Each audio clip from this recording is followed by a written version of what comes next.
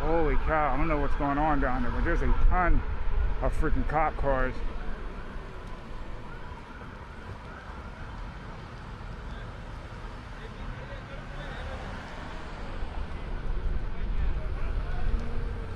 I guess we're going to find out.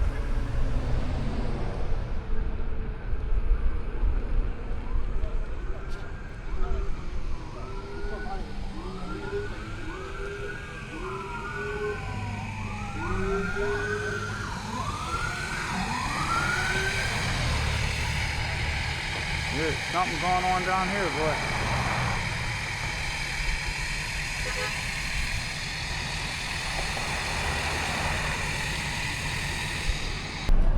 A lot of action going on in this small town right now. Let's see if we can.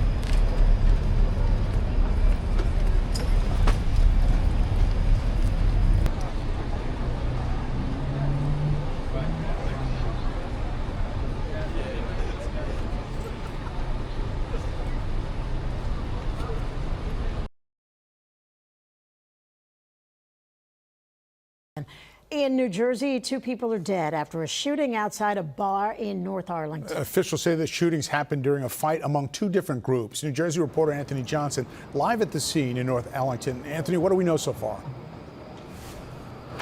Yeah, we're getting more details this afternoon. It appears this story has a lot of layers, but it also appears that it apparently has something to do with a new boyfriend involved. Now, this is what we're hearing from the mother of the victim. That distraught mother says this was an ugly domestic dispute that turned violent, claiming the life of her son and another one of her relatives. Her son is 28-year-old Brian Lockett.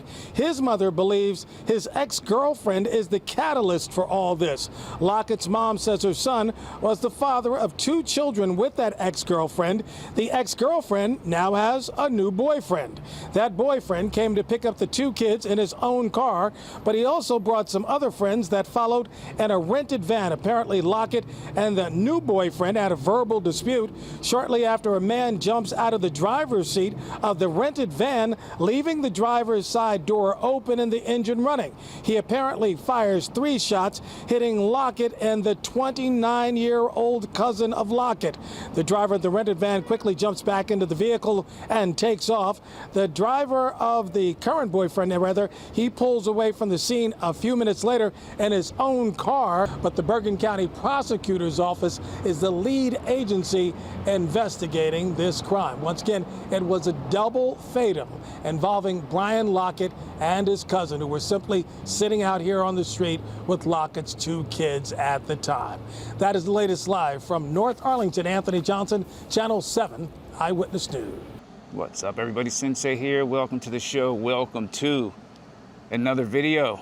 I'm gonna try to get out and get a ride and before the rain comes down. Wish I could have got out a little earlier, but it was, again, dude, it is so hot up here and humid, and I didn't feel like sweating bullets while I was riding.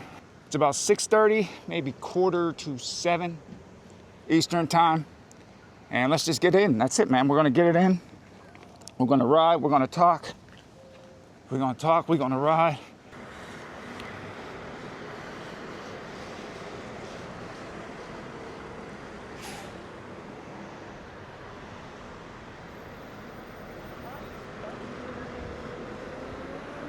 I just want to say this too, even as a pedestrian, you really have to pay attention crossing the street. Like that woman's crossing the street and she's just not paying attention at all, dude. It's like, come on, man.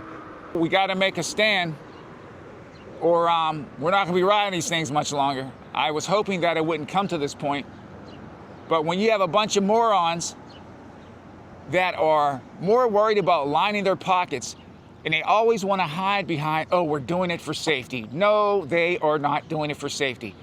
If New Jersey was making these laws for safety, then there would be adequate bike lanes. Like where I live, there's no bike lanes. We as PEV riders or even cyclists, we are forced to ride in the gutter.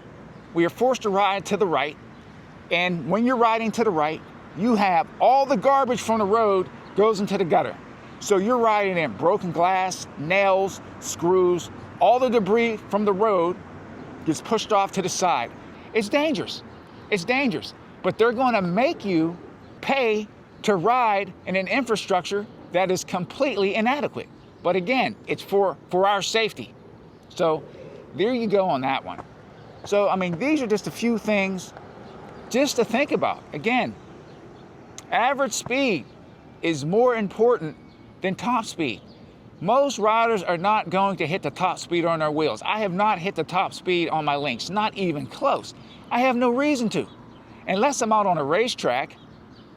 Otherwise, on local roads, I'm not going to hit top speed on here, but I do feel safer if I'm on a road that's 30 miles an hour, 35 miles an hour. I can actually keep up with traffic in case something pulls out. You know, I can speed up or I need that extra speed to get me out of a situation. I have it, you know? And a lot of these e-bike laws are based on 750 watt motor peak. And anyone that rides any type of PEV knows a 750 watt motor is not adequate. Maybe for a kid, but it's not for an adult. It's not. Your average 750 watt bike won't even get you up a hill. It might do 20, 25, or a class 3 on flat ground, but once it gets to a hill, once it starts to get to an incline, the speed drops dramatically. You're lucky if that thing will get you up the hill between 11 and 13, maybe, and I'm saying maybe 15 miles an hour. And I'm really stressing that maybe part because I've seen a lot of these reviews where these 750 watt peak bikes can't even get you up a hill at 15 miles an hour.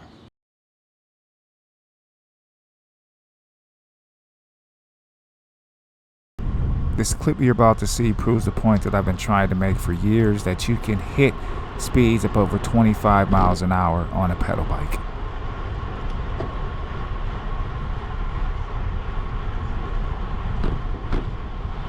Yes, sir.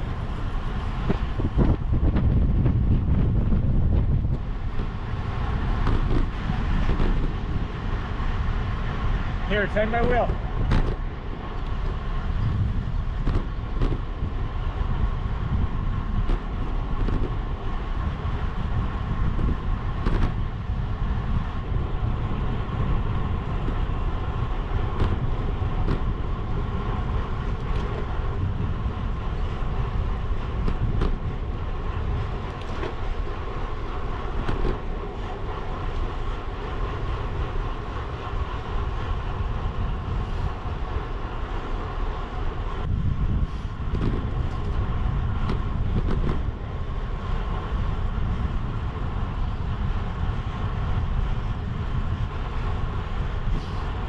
You know, and the brother was in blue jeans, sneakers, and riding an older style bike.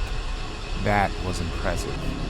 I would love to hear your comments in the comment section below. You're a beast, dude. Yo, would you train me Sure. faster? You already know.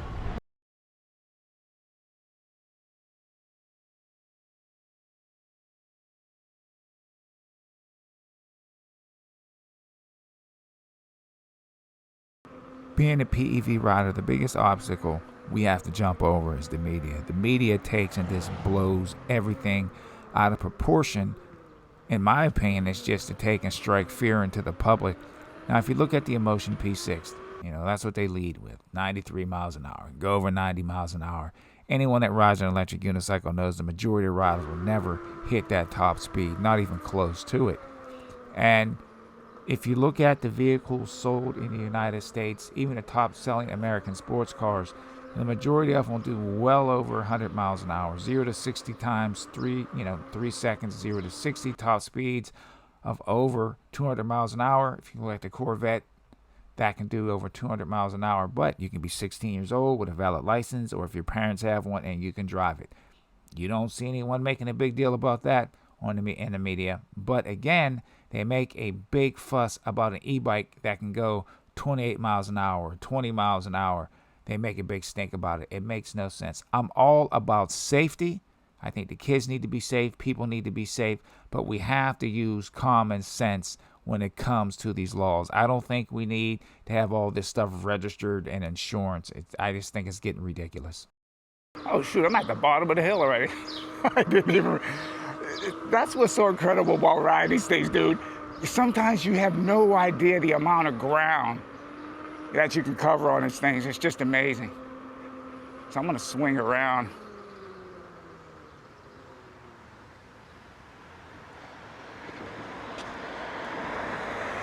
What I'll do is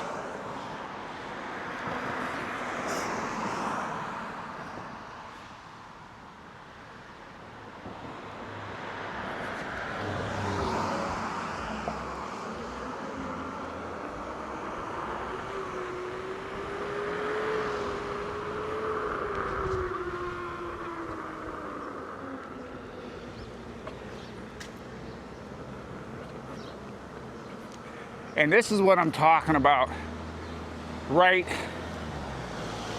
It was just so, I don't think you're gonna be able to see it on the camera. So much debris on the road, and that's what we're forced to ride in. Look at this. Sticks, leaves, there's everything in there. But this is what we're forced to ride in. Look at that. No bike lane, so look what I have to ride in.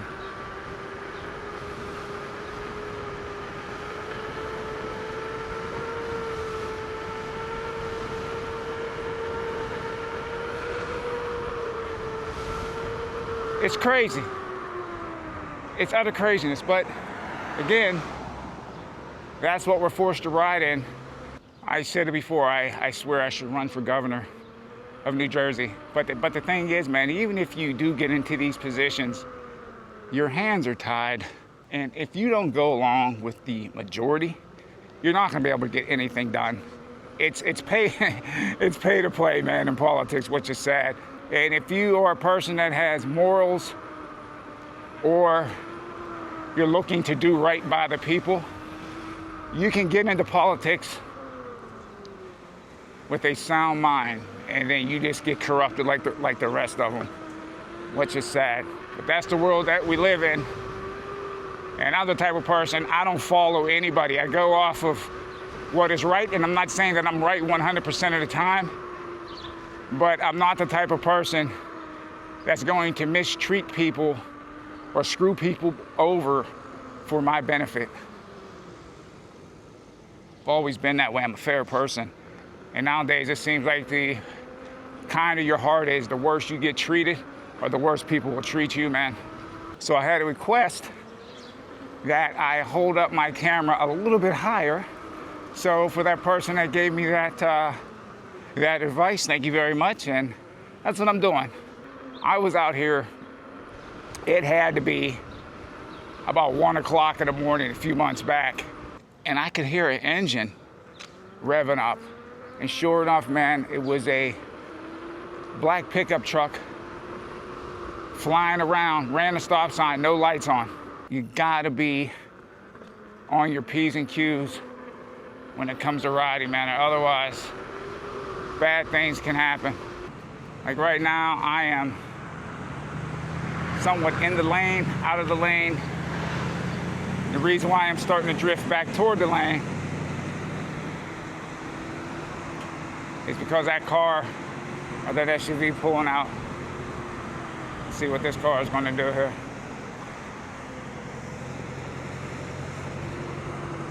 And you see these cars that are parked really close. Someone opened up their door. That's why I don't like riding over here.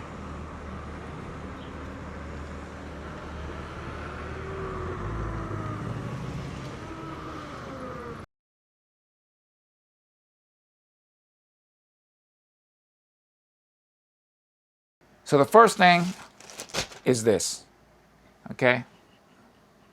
These are iron heft. These are ripstop cargo pants. And I got these in the khaki color. And what I like about these is that if you do go down, they're not going to rip off you like jeans. They have this ripstop, like abrasion resistant fabric. That's what they're made out of. So they're pretty tough. Got two colors, and this is the one that I opened. So this is the gray. And they're pretty nice. Here's the material. And the knees actually they're reinforced. And when you feel them, they feel pretty strong. It definitely feels like something that's not going to rip completely off your body when you hit the dirt. And here they are. Again, this is not a sponsored video, but I'm trying to, and again, I know I really don't like showing the gear that I wear. Again, gear is personal. You wear it if you want, and if you don't want to, you don't have to. But man, you got to start doing something out there, guys, because, you know, people ask me, what's the most important piece of gear? Well, the most important piece is the piece that is missing. And 9 times out of 10, if you forget your elbow guards, the day you wreck, that's when you bang up your elbows. Or if you get your knee pads, the day you go down, you just scrape your knees all up. So this is what I'm showing everybody this. So I got them in 2 colors. Again, the iron haft, I'm sorry. You can see that. And they're made pretty good. And then on top of that, I'm sorry, I'm shooting this in my bedroom. I got these mesh pants to wear underneath these cargo jeans. And it's made by Cased. So let me open this up. Pardon me, I'm using one hand here. And here we go. So you have the knee pads and shin pads all built in. Knee, shin. There's a tailbone pad, which I'm going to take that out. And you have hip pads built into these pants made by Cased. Iron haft cargo pants made with the ripstop material. These are a 34-34 to give me some extra room in the pants. And then these Cased pants here are a large. And I'm just curious to see how this combination works together.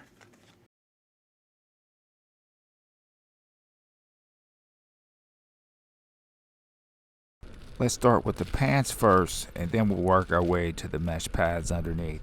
I'm digging the pants, hands down. Overall, they feel great, they're comfortable, they feel durable, they feel strong.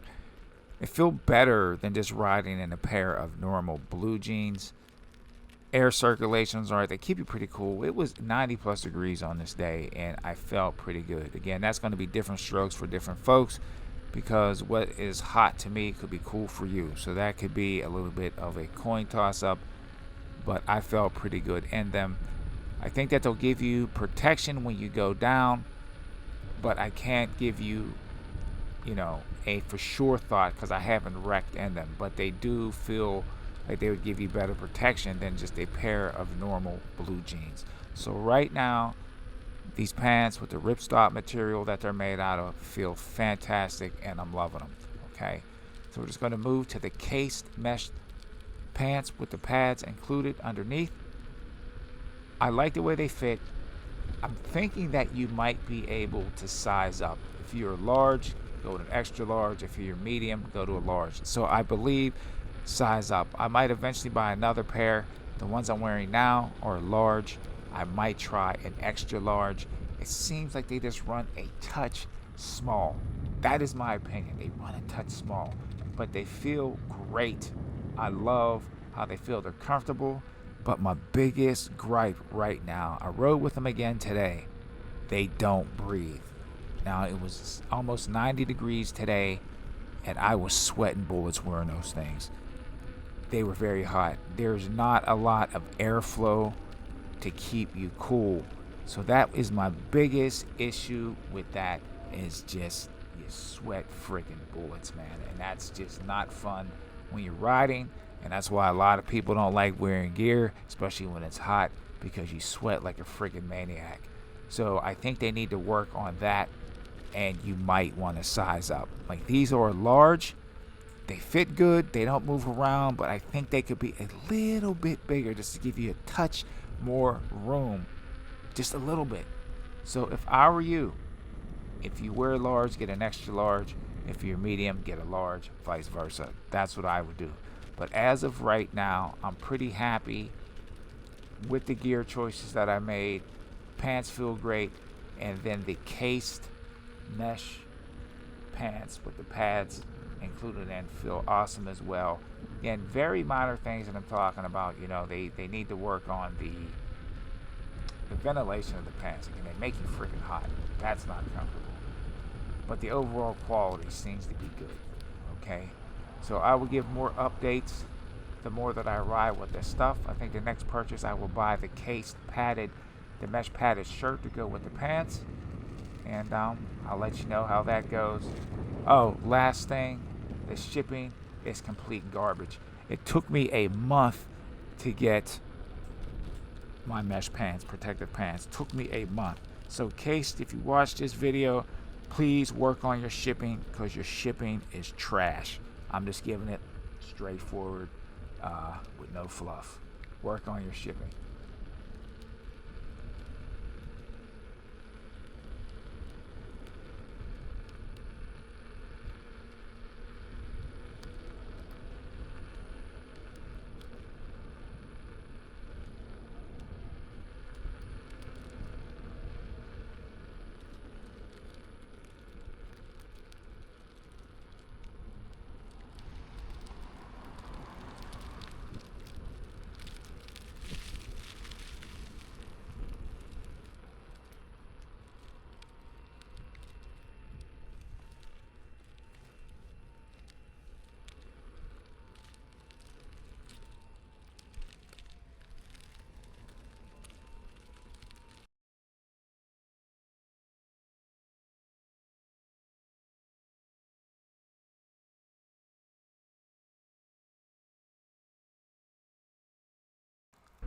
Last but not least, I want to leave y'all with this. Look at this right here. Look at all the vehicles parked in the bike lane. And this can be said for any state that you ride or you live in. Look at this crap, man. You see what I'm saying? So lawmakers really need to get themselves together before they're making these mass laws that they want all of us to abide by, when the infrastructure that they have us ride in is total garbage.